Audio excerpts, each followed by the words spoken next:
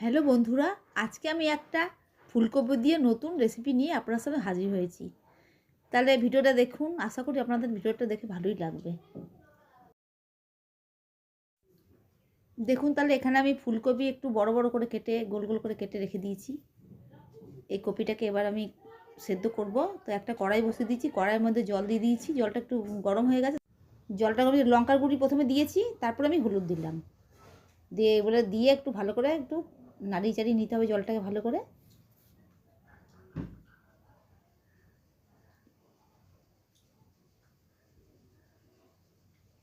তারপরে কপিগুলোকে আমি এগুলোকে পরপর দিয়ে দেবো, হালকা একটু সেদ্ধ করে নেব।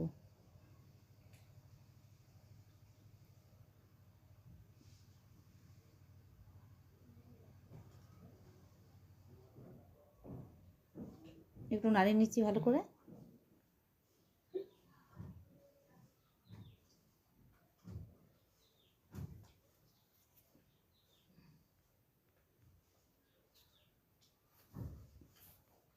এবার একটু ঢাকা দিয়ে দিচ্ছি। এবার ওদিকে ফুলকপিটা সেদ্ধ হতে থাক, এইভাবে এই দিকে আমি একটা মশলার একটা মিশ্রণ বানিয়ে নিচ্ছি। তো প্রথমে একটু তেল দিয়ে দিলাম, সর্ষের তেল দিয়ে দিলাম বেশি করে একটু, তারপর হলুদ দিলাম,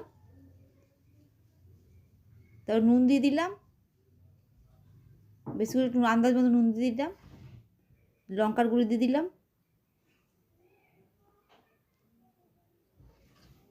এবার এগুলোকে ভালো করে সবগুলোকে তেলের সাথে মিশিয়ে নেবো আমি।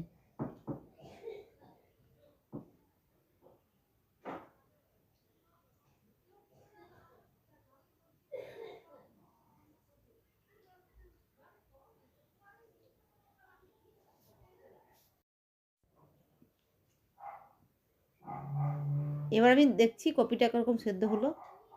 এই দেখুন, এবার কপিটা আমার বেশ হালকা করে সেদ্ধ হয়ে গেছে। এবার কপিগুলো সেদ্ধ হয়ে গেছে হালকাভাবে, এবার আমি এগুলোকে তুলে নেব, ভালো করে জলটা ঝরিয়ে তুলে নেব।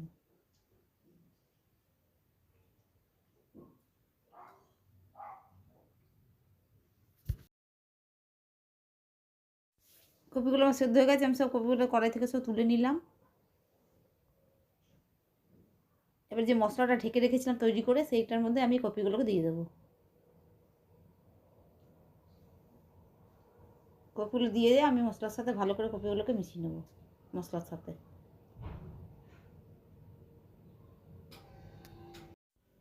মিশ্রণটার সাথে আমি ভালো করে কপিগুলোকে মাখিয়ে নিলাম।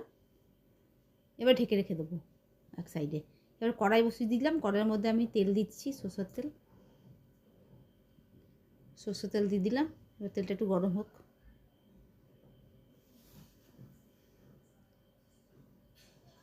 এর মধ্যে দুটো শুকনো লঙ্কা দিলাম,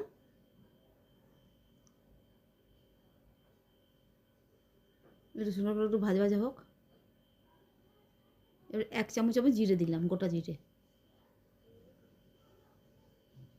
তেলের সঙ্গে জিরেটা একটু ভালো করে ফ্রাই হয়ে যাক।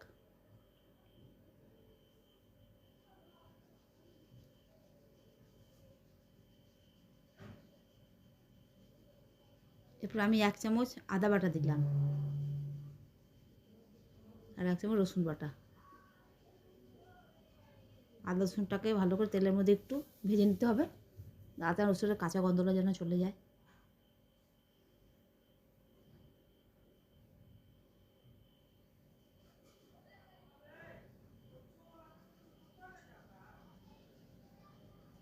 এর মধ্যে আমি মিশ্রণে যে কপির মিশ্রণটা ছিল সেটাকে আমি ঢেলে দিলাম।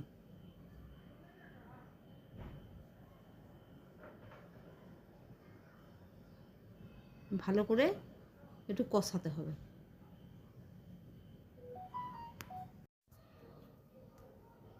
একটু ভালো করে কষাতে হবে।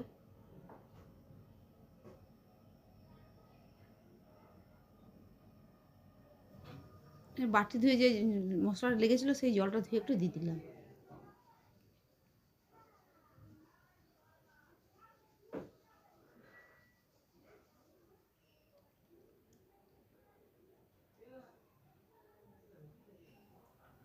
একটু ঢেকে দিচ্ছি এবারে। ঢাকাটা আমি খুলে দেখছি কীরকম হলো।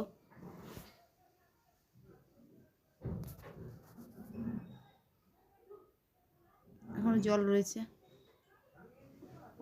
এবার একটা বড় সাইজের টমেটো আমি কেটে দিয়ে দিলাম, মটরশুঁটিও দিয়ে দিলাম,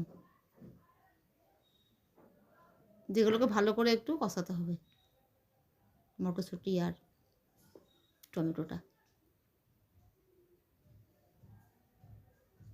এবার 1 চামচ ধনে গুঁড়ো দিলাম, আর 1 চামচ জিরে গুঁড়ো, আর লঙ্কার গুঁড়ো দিলাম 1 চামচের মতন।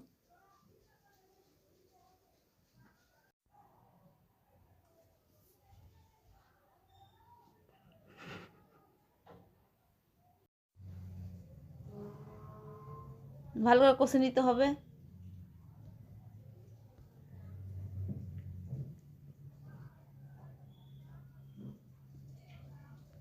এবার একটু ঢেকে দিয়েছিলাম, এবার ঢাকাটা আবার খুললাম।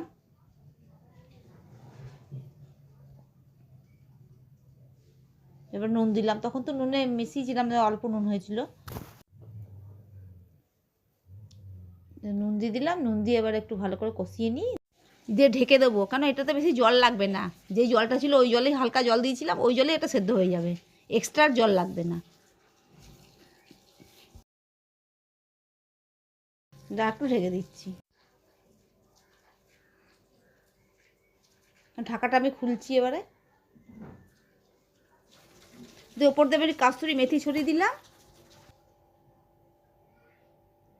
আর একটু বিট নুন দিয়ে দিলাম, হালকা 1/2 চামচ বিট নুন।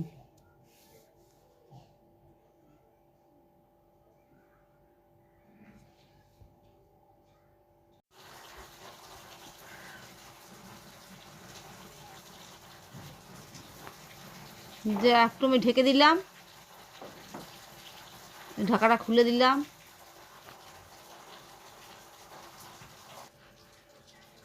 এবার 3-4টে কাঁচা লঙ্কা দিয়ে দিলাম ওপর থেকে, গরম মশলা দিয়ে দিলাম, ওপর দিয়ে ধনে পাতা ছড়িয়ে দিলাম।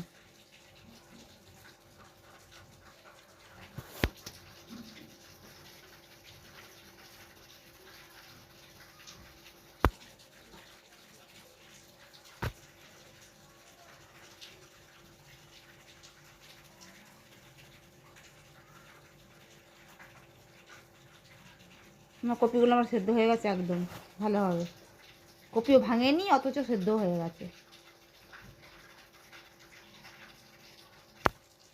তো এবার আমার কপি রান্নাটা হয়ে গেছে। তো দেখলেন তো বন্ধুরা আমি কী করে বানালাম, আপনারা বানাবেন নতুন পদ্ধতিতে। তো ওই ভিডিওটা যদি আপনাদের ভালো লেগে থাকে অবশ্যই কোনো লাইক করবেন, শেয়ার করবেন এবং সাবস্ক্রাইব করে দেবেন। তাহলে বন্ধুরা সুস্থ থাকবেন, ভালো থাকবেন। তাহলে আজকের মতো বিদায় নিচ্ছি, অন্য কোনো দিন অন্য কোনো রেসিপি নিয়ে আপনাদের সাথে হাজির হবো। নমস্কার।